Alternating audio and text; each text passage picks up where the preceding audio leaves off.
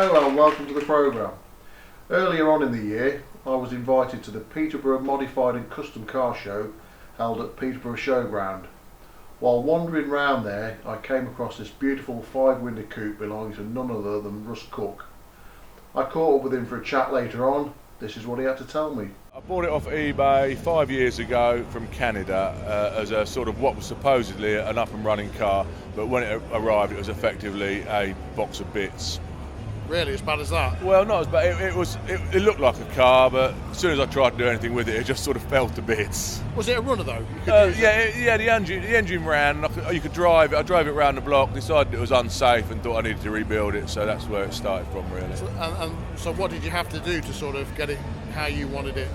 Just about everything, really. I've had to change the axles, all the suspension mounting points, the springs, engine mounts, the way the steering was mounted, the way the steering worked. I started again. The only thing I said was I wasn't going to actually take the body off of the chassis, because then I'd end up building a new car, and that was not the point. Yeah. So it was complete, and it looked pretty similar to ours, but it just didn't. Yes, it looked. The reason I bought it was because I loved the look of it, and what I wasn't expecting was the amount of work when it arrived. But I tried not to spoil the essence of the car. All I'd done was try to make it safe and usable. So your history, you were into drag racing bikes, weren't you? Yeah, I ran top fuel bikes, drag racing generally for 15 years. Probably 10 of that was with top fuel bikes. 5 years of that was with a funny car and a fuel altered, both on nitro. So you like something with a lot of get up and go, so to speak? Yeah, I like a bit of power. It's good fun, isn't it? It's always good fun. That engine looks as though it's got plenty of get up and go. So what are you actually running there? It's a 354 Chrysler Hemi. It's a very, very similar engine that we used to run in the dragsters, right. Which is why I like them, because they have that early 60s drag racing influence. They were the engines up until a guy called Keith Black developed an aluminium engine for go drag racing. These were the go-to engines for fuel cars. So they're pretty reliable, are they? They are very reliable. They can make massive horsepower, but when they're in road trim, even though they're from 1958, they're very reliable and still produce reasonably good horsepower, especially when they're supercharged. What do you think that's pushing out? About 550. 550. Yeah. And what's it like to drive? Is it a handful? No, not at all. It's a really docile car. My wife drives it. You can get in it, just press the start button, it'll idle all day long, it'll sit in traffic, doesn't overheat. But when you put your foot down, it sort of wakes you up a little bit. So the car was brown originally when you bought it, I think. You've just given it an up-to-date makeover. How did that colour scheme come about? The colour scheme came about, well, first of all, it was never going to be, I've always talked about repainting it because brown was a colour I inherited by default. Right. And I always said I wanted to go back to a more traditional 1950s paint scheme. And I was test driving it with the blower just to see how it sort of accelerated with the blower, and the driver's door swung open and hit the tyre, and it smashed the door in. So that effectively, I had to do it. Yeah, at the time, that was the time. And the actual colour scheme itself was I wanted to go back to something more traditional. Yeah. Everyone was getting into metal flakes and flames, and I like scallops, and I chose colours. The green is from a 1950s, early 60s Fender electric guitar. Okay. The white is just the brightest white I could find within a silver line. I think it looks a bit like a food mixer, but yeah. No, I think it looks great. It's a breath of fresh air, because there aren't many looking like that today. No, it's gone back to the old school paint schemes. I'm trying to sort of like reintroduce them, like a one-man crusade for scallops. So another interesting thing that people ask you all the time is the grille. Yes, I get asked a lot about the grille. So what was the grille from, and what inspired you to put that on the car? Was it just something you liked, you saw and you thought, I'll go with that, or? It's a bit of when I put the supercharger on, I had to cut the car in half and lengthen it.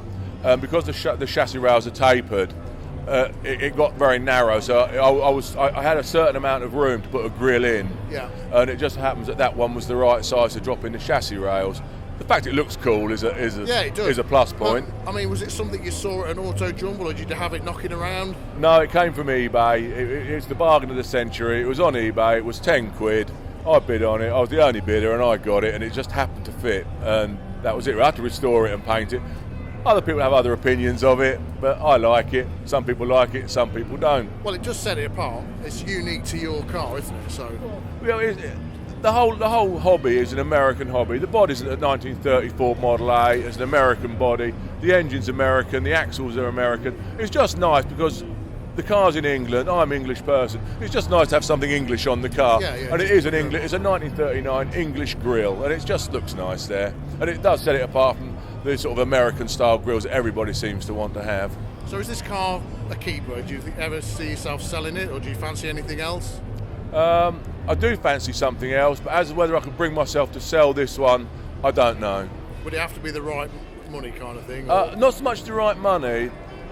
It'll be what to replace it with. I'd have to find the thing that I want to replace it with before I'd even contemplate selling it. Just to sell it, to walk around with a pocket full of money and go looking for something, then no. But if something came along that I thought, wow, I've got to have it, then obviously this would go. But because I've not seen it yet. This is no trailer queen. You do actually use it quite a lot, don't you? All the time. So yes, it's driven.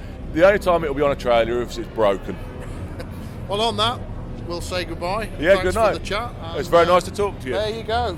Beautiful 5-window coupe.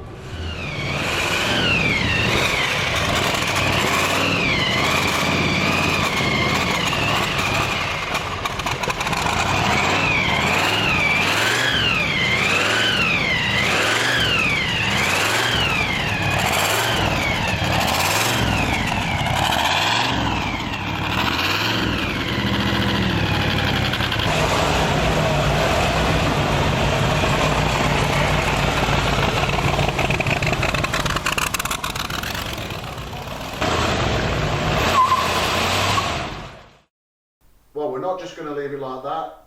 Russ is going to take us for a spin down the road and see what it's really like to own a car like this.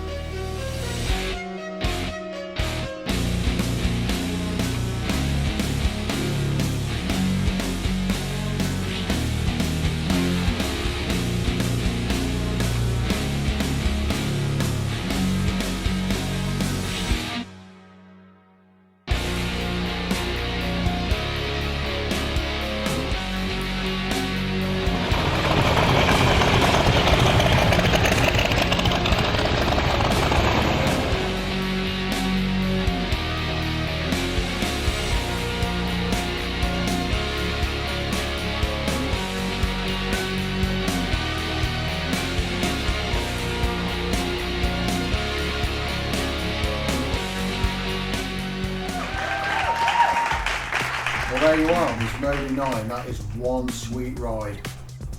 This is a programme dedicated to all the hot rodders around the world. If you've enjoyed this episode, please hit the share button and we'll see you soon.